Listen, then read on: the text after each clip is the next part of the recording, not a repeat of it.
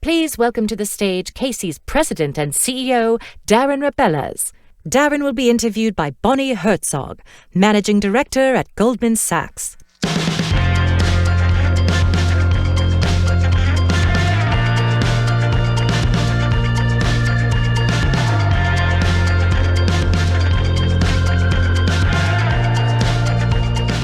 Hi, Darren. So Hey, nice Bonnie. to see you. I'm really excited for our talk today. Me too, and thanks for having me. And isn't it nice to be back in person for a change? So nice to see everyone. Yeah. So Casey's, one of the largest convenience stores in the U.S. You have over 2,400 stores. You're in 16 states. You generated over $12 billion of revenue last year. Despite that, I bet there's a few folks in this audience who might not be as familiar with your company. Could you take a moment and just tell us a little bit about Casey's and your position? Yeah, sure. And hopefully you got a little bit of a flavor for who we are in the video. But I like to say that Casey's is the biggest little retail company you've never heard of, unless you're in the Midwest. Like you said, 2,400 stores in over 2,400 stores in 16 states, primarily in the Midwest. And we're a little bit unique in the convenience store space for a couple of reasons. First and foremost is we tend to operate in more rural markets and communities. A little bit over 50% of our stores are in towns of 5,000 people or less. And when you think about that, we're oftentimes the only store in a small town and community. So we really play a different role in those communities than some other places. The second thing that you probably don't know about us is that in addition to being the third largest convenience store chain in the U.S., we're the fifth largest pizza chain in the U.S. And we're kind of famous for our pizza. We have kitchens in all of our stores, make all of our pizza from scratch every day. And I'm not partial at all, but it is the best pizza in the U.S. And then, Very good. And then lastly, something that differentiates us is that we own and operate all of our stores. We own and operate all of our distribution centers. And so we have a lot of positive control over the execution in our stores. And I think that really accrues to the benefit of our guests who visit our stores every day. Yeah. And the pizza is very good. I can attest to that. So I remember first meeting you about 3 years ago. And I remember at that point you highlighted for me that you thought the company was a little bit behind on digital innovation. And since then, you've implemented a lot of key initiatives. So maybe take a moment and talk through what has sort of worked well for you and maybe what hasn't worked as well and maybe where you have areas to improve and further opportunities. Sure, yeah. It was a little bit over 3 years ago when I joined the company, and our team kind of got together and we built our strategic plan. And in January of 2020, as you'll remember, we had our big investor day and big reveal, and I thought that went pretty well. And then a few weeks later, we were shutting down for COVID. So, the best laid plans. But anyway, in that process, we outlined a few things that we wanted to accomplish strategically. And one of those things was reinventing the guest experience. And there's a lot that goes into that. But one of those things was our digital evolution. And so we have a fantastic digital team led by Art Sebastian. And that team really set out to do a couple of different things. We revamped our website, stood up a new mobile app, launched our e-commerce platform, and at the same time launched our rewards program. And the rewards program is really unique for a couple of reasons. First, we accumulate points, but because we sell so many different things, you can use those points for a lot of different purposes. And you can take gasoline or points that you earn on gasoline purchases and use them to buy pizza, vice versa. But one unique thing that's kind of true to the values of who Casey's is that you can take those points as well and convert them into what we call cash for classrooms. So any guest in any community throughout our footprint can take those points and convert them into money that will go to their local school in their community. So thank you. Yeah. And if you fast forward a couple of years now, we have over 5.5 million members as part of that program. Our members visit a Casey's store 15% more frequently than our non-members and spend about 12% more per visit than our non-members. Yeah, that's great. It's growing. That's good to hear. Yeah. It's still growing. Yes. I know, right? And then in terms of your prepared food business, you mentioned certainly a competitive advantage is pizza. Talk a little bit about how you're leveraging the digital capabilities that you have in terms of upselling the consumer and then thinking about the bundling opportunities you have inside the store with other merchandise. Yeah, and certainly the pizza platform, our prepared foods platform, is the backbone of our e-commerce business. And I think that's another thing that's unique about us in the convenience store space is that we have this really big prepared foods platform that lends itself well to e-commerce. And so that's the backbone, and we use a lot of technology behind the scenes with our digital orders to help upsell our guests, and we see good take rates on additions to the food with breadsticks and desserts and that sort of thing. We do have an opportunity, though, to expand beyond that to our other grocery items. We have about 600 of our grocery items in the assortment online right now where you can add those products. But, for example, with our whole pizza pie business, only about 20% of those orders include a beverage. Now, what's unique about us is that we sell all kinds of beverages, so it's not just a Coke or not just Pepsi, but we sell Monster Energy, and we sell our own soda, and we sell beer and wine and liquor, and you can add all of those things. But getting back to one of the points you mentioned earlier about what did we learn? Yeah. One of the things we were really trying to solve for initially was for that digital experience, the e-commerce platform, the rewards.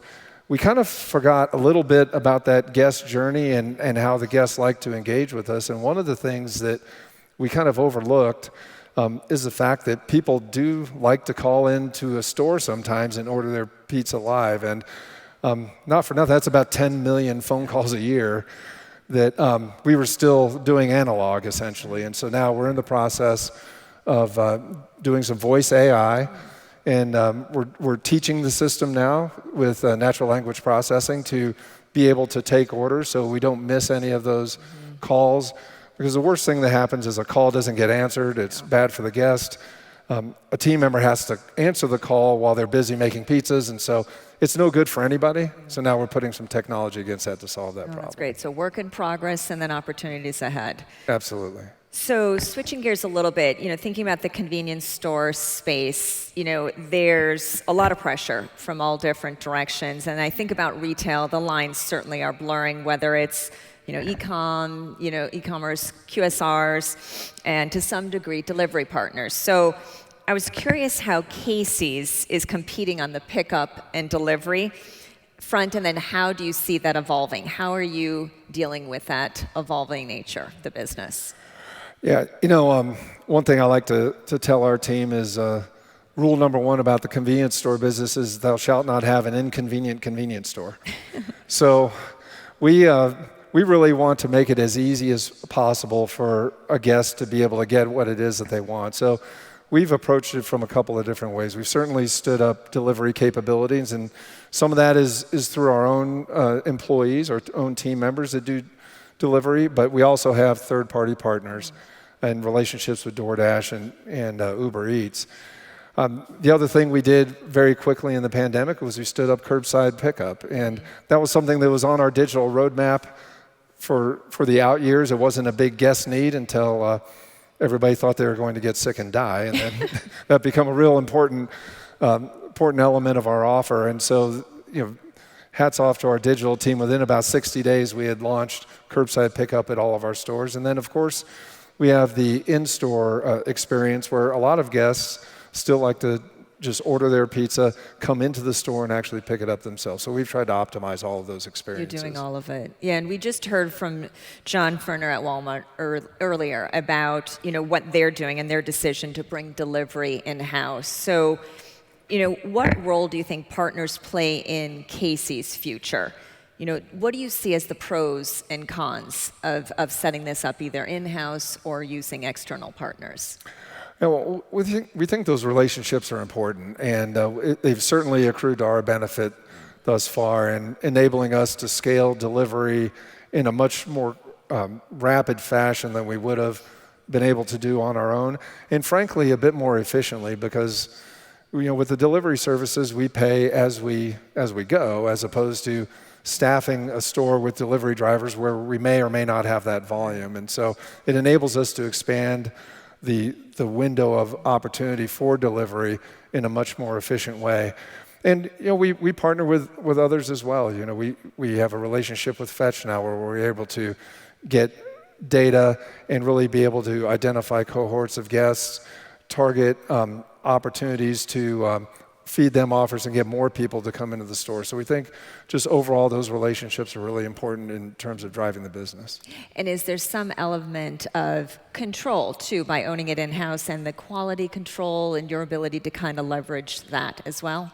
There is, yeah, absolutely. And and that's one of the things that we're working on with our partners is data sharing, and that's one big opportunity that we have. And then in that last mile experience, it certainly is more difficult to translate that culture and that feeling of hospitality that we have as Casey's team members to third-party services. And so that's something that we're working together on to try to improve. Well, good to hear.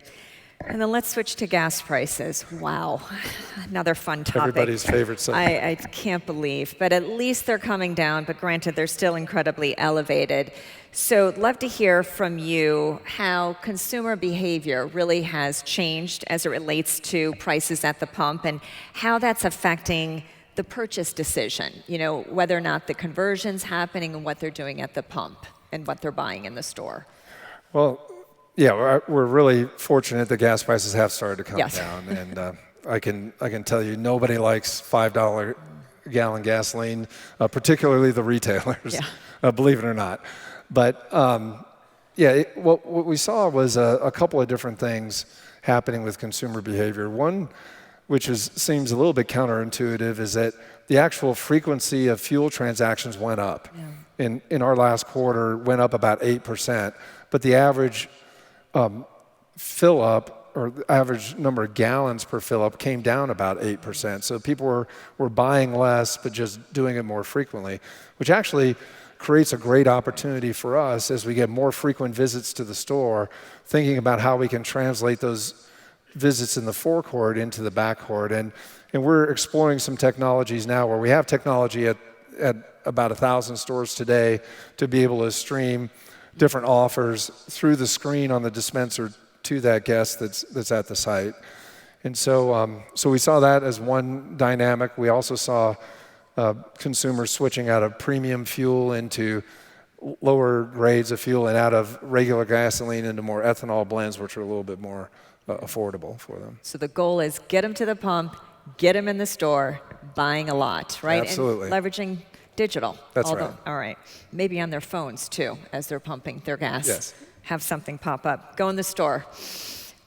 So cost-conscious consumers. There are a lot of these consumers are certainly your shoppers. They're still coming into the Casey's stores more frequently. But, how are you capitalizing on those visits? I know one of the opportunities that you've really implemented more recently and leveraged is the private label business. Yeah, that's right. And early on, part of our strategy was to expand our private label business, and we had a really small business prior, and hats off to our merchandising team. They really kind of tore it down to the studs and started over again on the private brand business. And today, it's about 5.5% of our grocery and general merchandise business, but about 9% of the gross profit dollars for that business. And one of the reasons is we really set a high bar with that program, and we said for any product to get into the assortment, it has to meet 3 criteria. The first being that it has to be of equivalent or higher quality than the national brands. It has to be at a lower retail price to the consumer, and it has to be at a higher penny profit for Casey's. And so that's not an easy bar to chin, but our team has done a really nice job of doing that, and we see that adoption. And now that we're in an inflationary environment, we see people starting to shift more and more over to those products. And one thing I don't think we fully appreciated when we were rolling these products out is that we had such a a great brand halo of quality because of our pizza business, that immediately translated into any other product that we put our name on. And so we saw immediate adoption and is continuing to grow, and I'm very confident we'll get over that 10% number that we're targeting. That's great. And then a lot of the initiatives you've talked about today and that you've implemented, certainly you need the right talent. And I know you've made a lot of changes since you joined the company a few years ago. Where are you sourcing your talent? I know it's quite hard to come by these days in the labor market. I would tell you we're sourcing it from everywhere and anyone. We've been able to build a fantastic team over the last couple of years, and I would say it's been from literally everywhere, all over the country, from all different forms of retail. We have some large box retailers, we have small box, we have QSR, we have some that are completely out of industry altogether, or out of the retail side of the business. And one of the things that we found is that we're in Des Moines, Iowa, and there's some people that'll say, "Oh God, Iowa, I don't want to live there," but and that's fine. We don't need them anyway. But when you actually sit down and talk to somebody about what's really important to a family, safety, affordability, friendly people, great schools, easy to get around community, our community has that in spades, and so it becomes a really easy sell. And the other thing is that people that win want to be on a winning team. And we've had a great run the last couple of years, and when we tell that story and we share that vision of where we want to go and how we want to work as a team, people are attracted to that. And so we've not only been able to attract some great talent, we've also been able to promote some great talent internally, and it's been fantastic. And I think that's why the results are the way they are, is because of the team we've assembled. It's coming through. Okay. So as we take a step back and think about our world and how much has changed in the last couple of years, and consumers and the behavior, and I'm thinking about work from home, more of us are doing that and going to be in the future, and this might be permanent to some extent. So, what changes have you seen in terms of the consumer and really the industry as a whole, and how it might be pivoting to meet the consumer where they're going? I guess I'm thinking about it from the context of, frictionless checkouts, for example, or ghost kitchens, et cetera. What do you see for Casey's future? Well, I see a continued evolution of convenience being really important to consumers. And, for our industry for, nearly 100 years, there's always been a form of convenience. And the definition of convenience has always evolved, and our industry has always been able to meet that challenge. And I think, in the nearer term, certainly frictionless checkout is going to be an important piece of that business. We've already implemented some things around just making that experience more convenient. And like I said before, you can't have an inconvenient convenience store. So we're going to continue to find ways to remove friction from that experience and to continue to deliver a great guest experience. And for the foreseeable future, we know we have a couple of big things we need to accomplish. We're going to still continue to accelerate growing our store base. That's very important. I think you'll see in the future that we're going to put more emphasis and double down even more on our prepared foods business, because that is really the crown jewels of the Casey's kingdom, so to speak, is that prepared foods business. And then, one thing that I've challenged our digital team with is one of our pillars is to create capacity to invest in the business by capturing efficiencies in the business. And so our digital team has been very focused in these past couple of years on the revenue generating side of the business and really trying to build that business, build that e-commerce platform and drive revenue, and they've done a fantastic job with that. But I've challenged the team to think more broadly about how we can apply those digital technologies and principles to the rest of the business to remove friction from the team member experience, from our workers in the warehouse, and to really be able to employ those technologies to make the entire operation more efficient and effective. And so those are some of the things we'll be leaning on in the future. Great. Sounds like you've made a lot of progress, and I can't wait to see what's in store next for your company. Thanks. Thank you so much for your time today, Darren. It's great. Thanks, Bonnie. Thanks, everybody.